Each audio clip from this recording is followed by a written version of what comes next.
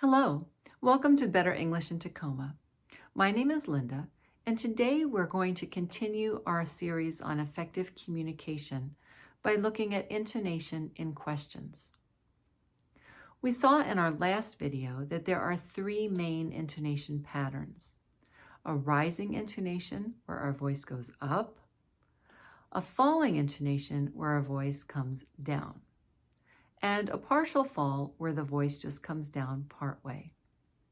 Those first two, the rise and the fall, are used in asking questions. You may have heard that Native American speakers have their voice rise at the end of a question, but that's only true for certain types of questions. It turns out that whether a rising or falling intonation is used in a question depends on the type of question.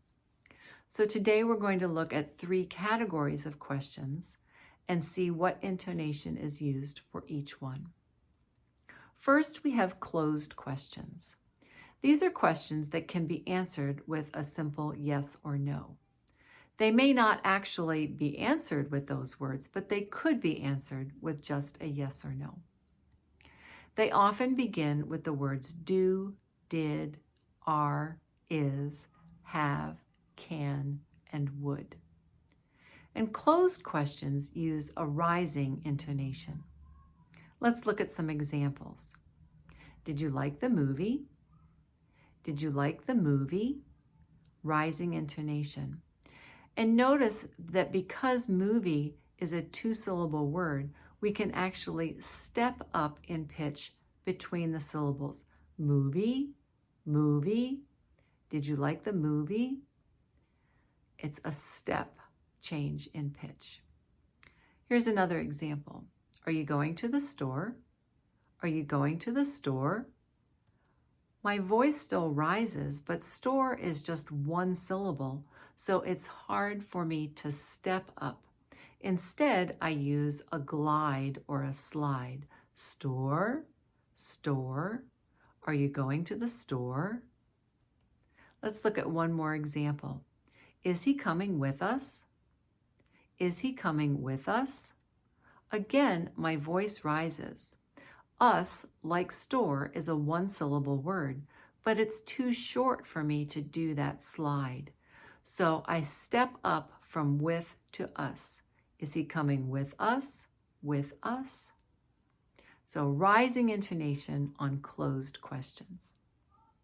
Next, we have open questions. And open questions ask for more information than a simple yes or no. In fact, open questions are sometimes called information questions. They will often begin with the words who, what, when, where, why, or how. And these questions use a falling intonation.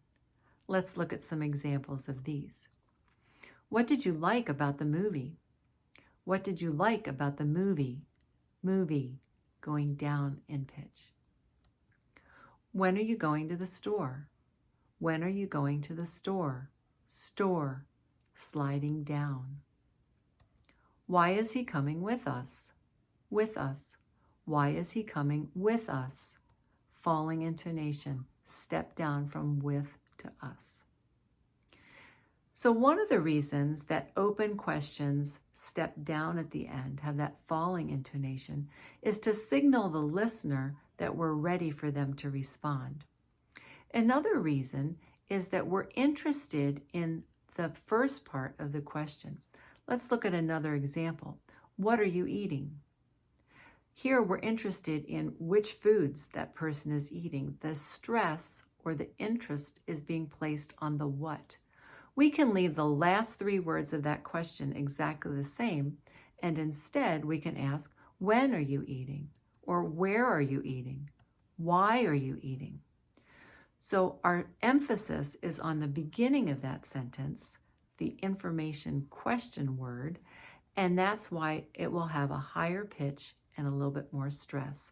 So those beginning words will have a higher pitch, will have the falling intonation at the end of that open question. Our third type of question is a choice question. And these questions ask for a selection from 2 or more options. They will often begin with the words do or would, and they have a rising-falling intonation pattern. Let's look at some examples. Do you prefer coffee or tea? Do you prefer coffee or tea?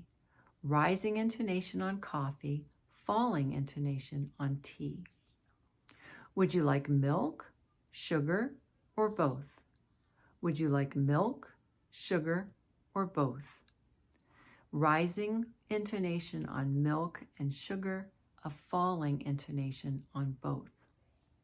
If you remember from our previous video when we talked about intonation in lists, we said that the beginning and middle elements of a list have a rising intonation and just the last item in the list has a falling intonation.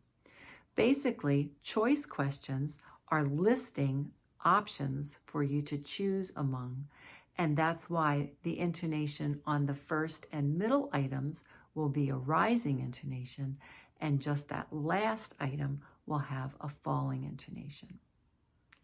Now let's look at a sample conversation that includes some questions.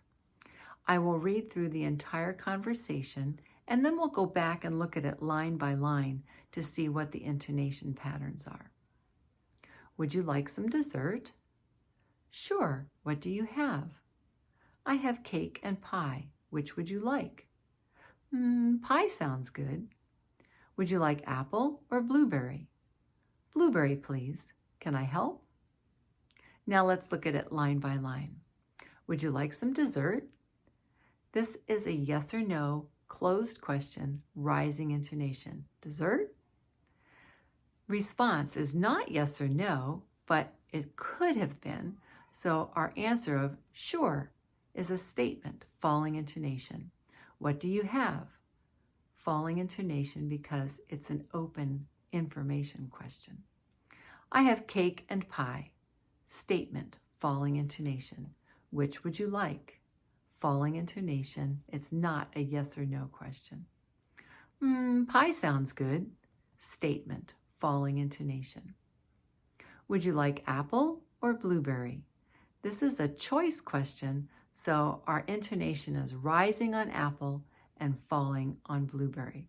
Would you like apple or blueberry? Blueberry, please. This is a falling intonation because it's a statement. Can I help? Yes or no, closed question, rising intonation. So in review, we see that closed questions, those yes or no type of questions, will have rising intonation. Open or information questions will have a falling intonation, and choice questions will be like a list and have a rising, falling intonation pattern.